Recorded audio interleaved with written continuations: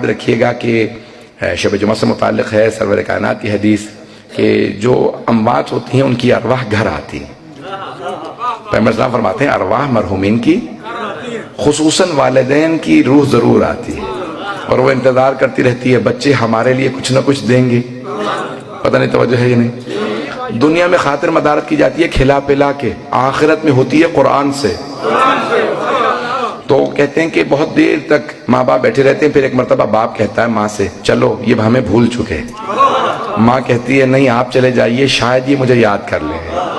تو روایت کے الفاظ ہیں کہ ماں اکثر وہاں پہ روکی کہتی رہتی ہے اے بچوں تمہاری ایک رات کی نیند کی خاطر میں پوری رات جاگتی رہی تھی، اب میں تمہاری ایک فاتحہ کی محتاج ہوں، فاتحہ ہی پڑھ دو. تو عزیزان گرامی جو ماں باپ کو یاد کرتے ہیں انہیں یاد رکھتے ہیں. حبیب خدا فرماتے ہیں کہ ماں باپ بھی انسان کے گناہوں کی بخشش کا سبب بنتے ہیں. وہ جو بوڑھا باپ یا بوڑھی ماں ایک کونے میں بیٹھی رہتی ہے اور کچھ نہیں کر سکتے، بات بھی نہیں کر سکتے، کلام نہیں کر سکتے، تو کہ تمہیں نہیں پتا ان بوڑھے ماں باپ کی وجہ سے کتنی رحمتیں نازل ہوتی رہتی ہیں. میں پتہ نہیں پہنچا پا رہا ہوں یا نہیں، کچھ دیر اور سن لیں گے. یہ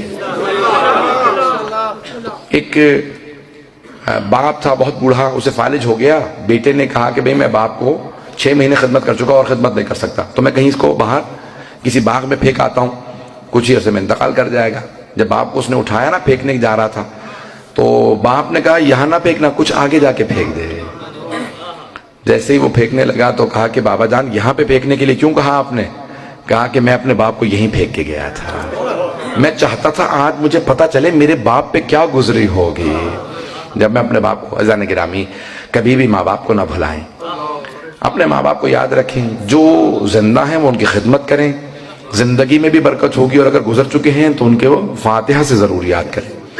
تو سرور کائنات نے بڑی محبت کا آپ کو آسرا دلایا. خود جناب آمنہ کے ساتھ کتنی محبت کا اظہار کیا کہ ان کی قبر مطہر پہ جب گئے